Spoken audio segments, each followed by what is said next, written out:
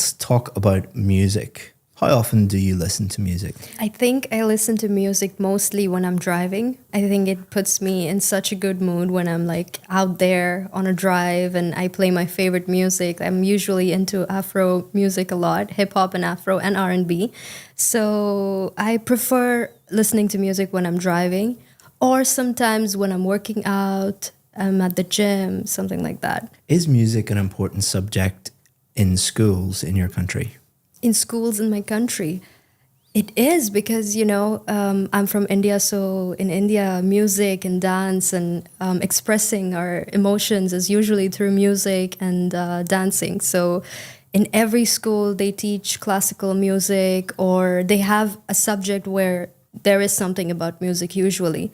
So I think it is important. Do you ever go to live concerts? Oh, I've been to 3 concerts, and 3 of them are my favorite artists. And it was actually on my wish list, and I made it happen. And it was one of the best experiences.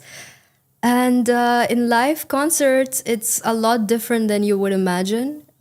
Just have to keep your energy straight, and it's like you can't believe it's happening.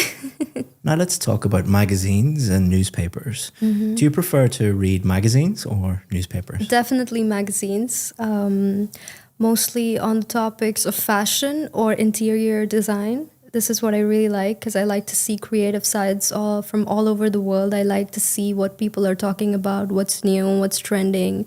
And I like to learn, I like to have knowledge of things of what is this called? What is that called? Because usually when you see pictures, you don't usually know what it's called. So when you read a magazine or where you get the knowledge, that's where you get to know, oh, this fabric is called this or this decoration is called that. So I think it's very good on information. Do you think you can learn as much from a magazine as a book?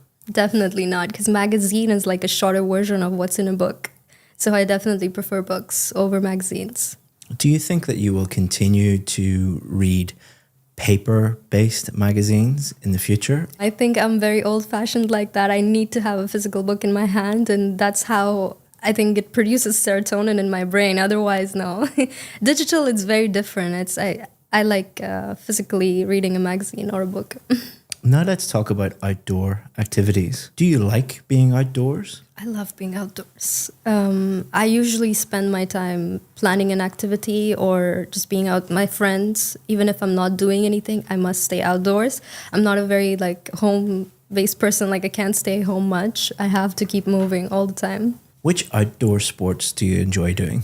I like going out with my friends and playing football or some kind of activity like swimming, going to the beach. This is something I really, really enjoy. Which outdoor activities are most popular in your country? Definitely, it's like the game of India. Everybody loves cricket. When you go out of your house, you're always going to see some kids playing or also badminton, actually.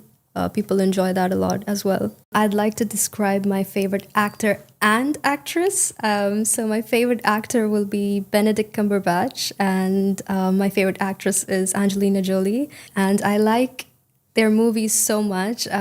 They usually star in action films or mystery films, and that's very similar to where I am. In my personal life, I love mysterious stuff. I'm always into detective theories or mystery books and stuff like that. So I always watch movies as such, and their acting is on point. It's always number one. And I like Angelina Jolie also for her humanitarian work that she does throughout her life. She's been very present with charity work and making sure that a lot of kids are fed in countries which are unfortunate. And I really like that about her. And I also like how fierce she is. And when she presents herself, it's very divine feminine. So I really, really like that. And I feel like she has that sort of energy where a woman can feel powerful about herself just by looking at her and kind of understanding where she comes from. She doesn't really come from a very mentally stable place. But now, at this point in her life, she's a very strong woman, and she's done it all herself. And Benedict Cumberbatch, I actually watched his TV show, which was called Sherlock, and I am a crazy Sherlock fan. I love mystery, like I said, and detective stories and everything. And him playing that really showed me what kind of an incredible actor he is, because I felt like I'm watching Sherlock Holmes from the books and not an actor on screen. And he's also done a movie that I really love. It's called Doctor Strange. That's my favorite superhero from the Avengers. And he has just done an amazing job in that movie. So we've been talking about a famous actress and actor that you enjoy. And we're going to continue to talk about movies and theatre. What are the most popular types of movies in your country? It would be... To thank you for watching this video, I want to give you a free course that has helped thousands of students improve their IELTS speaking score. What it's going to do is take you through every single part of the test and give you strategies for part 1, part 2 and part 3, and also allow you to practice at home for free and get feedback. To sign up for that for free, all you have to do is just click the link in the description. Thanks very much, and let's get back to the video. It would be action and drama, definitely something that has to do with emotional connection. It's usually fictional, that I would say, and also comedy. Yeah, there's a lot of comedy that goes on in the films that are coming out now and from India. Do you think that going to the cinema will be as popular in the future? I think 50-50, yeah. I'm not sure about that, but it looks like people enjoy watching movies at home, and it's not as much exciting as it used to be back then. And I think probably, yes, it would be more digitally available at home, and probably, yeah. Now let's talk about the theatre. How strong a tradition is it today in your country to go to the theatre? Mostly, I think in out of city areas, actually. It's mostly now as an activity that families go to with their kids, just to show a play to their kids and to introduce them to this form of culture and activity. I think it's more of that now. Theater is not as much popularized back in India as much as cinema and film and movies are. So I think that is kind of on the back seat. It's not so much as it used to be. Do you think that theatre should be run as a business or as a public service? Ooh, I think both. I think it goes hand in hand, so that people can be employed as well at the same time, and it is of a public service at the same time. I think that people do enjoy it, but at the same time, it could be used as an excuse and used as like an opportunity. What I mean to employ people, and because there's a lot of people who would love to do acting, but they can't really make it in the movies. So maybe they could use theater as their hobby. So I think, yeah, both can go hand in hand. In some countries, governments pay theatres to put on shows for the public. Do you think this is a good use of public money? It depends on whether or not if it's free to the public. Because if you're charging for them to see that play, then it doesn't make any sense, is what I think. And I think that it shouldn't be this way in the first place. I think it should be available freely to the people. Yeah. Let me give you some feedback on your performance. So you're hoping to get a band 9. And I'll go through the 4 marking criteria. Okay. So pronunciation, fluency and coherence, grammar and vocabulary. So let's start off with your pronunciation. To thank you for making it this far in the video, I want to give you 10% off our VIP course. The IELTS VIP course is the most successful IELTS course in the world. That is a fact because we have more band 7, 8 and 9 success stories than any other IELTS course in the entire world. We do that by simplifying the whole IELTS process, supporting you with some of the best IELTS teachers in the world, and being with you every step of the way until you get the score that you need. All you have to do is just look down in the description, just click that, and you can sign up. If you have any questions about the VIP course, always feel free to get in touch with us. We answer 100% of the questions that we get. Hope that you become a VIP. If not, enjoy the rest of this free video. Pronunciation is one of your strong points. Oh, okay. The examiner will be thinking, can I understand what this person is saying? How clear are they? And then some higher level pronunciation features like intonation, for example. I can understand 100% of what you're saying. You do have a hint of an accent, but it is extremely clear listening to you. For anyone watching who has an Indian accent, they shouldn't feel bad about it or anything like that. Yes. You know, you shouldn't try and remove your accent. I think it's about speaking as clearly as possible, Yes. but you certainly do. You also use intonation extremely well. So we use intonation to convey meaning. For example, when you came in here today and I said, please sit down, very flat intonation going down. Do I sound happy or rude or A bit serious? rude. Yeah, a bit Serious. rude, a bit serious.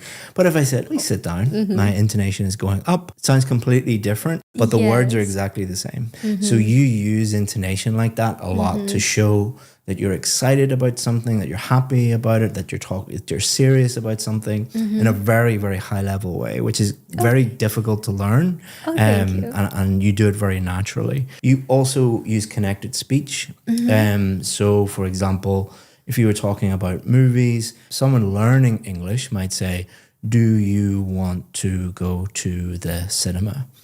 But someone at a high level like yourself, do you want to go? Want to go sounds like one word, want to go, because you're connecting all the speech up. You do that a lot and very naturally. You also use sentence stress, where you emphasize certain words. That's your coffee. So you're emphasizing that word because that's the most important word. It's very difficult to teach that. It takes a long time to learn. Wow. So you're doing very well in that area. Fluency is, are you able to speak without unnatural pauses, without unnatural hesitation? And there's two reasons why people pause and that type of thing, audible pauses like that. One reason is they're learning a language and they're trying to think, should I use present simple or present perfect, or what's the correct adjective to use? You don't do that because your language is at quite a high level. You do sometimes pause and think and hesitate a little bit for the second reason, which is trying to think of ideas. So you can tell, especially in the part 3, you were formulating ideas and you were, let me think about that, and pausing a little bit, but that's natural. And a good examiner knows the difference between those two things. So they're not going to give you a low mark for pausing or hesitating a little bit for thinking of the idea. Now, coherence is different. It's, did you answer the question, and did you develop your answers a little bit more? You need to be a little bit careful. For example, the first question I asked you, how often do you listen to music? And you told me about when you listen to music. So that's slightly different. Now, the examiner will base their score on all of your answers. It's not like, oh, she slightly didn't answer that question in one question. Give her a low score. That's not how it works. And the way that you answered that question by saying, I listen to music in the car and I listen to it in the, I think you said, when I drive. When I drive. Yeah. You're answering the question implicitly.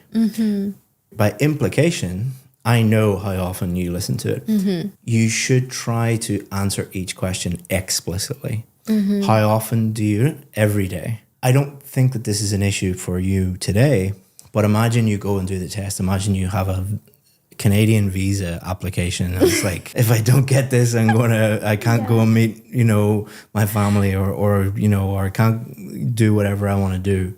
There's a lot of pressure on you. So often when people are under pressure and under stress, they mess up. Just make sure that you answer every question exactly how they want it. The same with the cue card for part 2. It said, describe your favorite actor or actress. And you did both. So technically, an examiner would be extremely picky if they marked you down for that. But again, I'm not criticizing you, but I'm being overly cautious because on exam day, if you go and do the test, you might go off and talk about something related to that topic, but not really answering it correctly. I think you would be fine, but we just don't want to take any risks. Definitely. Towards the end, especially the last question, part 3, what the examiner is thinking about is, can this person really develop their answers? Can they speak at length about topics? The last question, there's quite a short answer for part 3, but that was quite impressive. I'll tell you why. If you get a really, really difficult question in part 3, you should be happy, because the examiner thinks you're good. If the examiner thinks you're bad, they'll just throw easy softball questions at you. If the examiner thinks that you're really good, they'll throw more and more difficult questions to really just stretch you and test you. And that's what I was trying to do at the end. A really good Band 8, Band 9 student, even if they get a question that they don't know much about, they're not too sure about, they will attempt an answer. So your attempt at an answer, even though it was quite short, indicates that you are at a very high level. Coherence is the only area that I'm really, really concerned about. But overall, it's very, very good. I'm focusing on the negative, but it's only because You should, because otherwise how would I know? Yeah. Grammar, the examiner will be thinking, does this person have enough awareness of grammar structures that they can talk about anything? Like, can they use comparatives to compare two things? Can they use superlatives to talk about their favorite things and talk about the best things? Whatever I throw at you, you're able to handle that. And they'll also then think about, how many grammar mistakes are you making? I think I only heard one or two small slips. I think a preposition slip or an article slip. But that is comparable to a native English speaker. If you listen to native English speakers speak for 15, 20 minutes, they'll make little preposition errors or subject-verb agreement errors. So that's natural. So don't need to worry about that. And your vocabulary is also excellent. For example, this. You use very topic-specific words and idiomatic language, which is great. Only very high-level students actually do that. So your final band score would be the highest one, which is a band 9. No way. Thank you so much. Yeah. That's amazing. But, if on test day you didn't answer the questions in part 1, you didn't really answer the question in part 2, and you didn't develop your answers enough in part 3, that would drop you down a little bit. Not hugely, but just be careful with that. All right. Less than 1% of people get a band 9. Oh, wow. Yeah. So there you go. Well done. Thank you.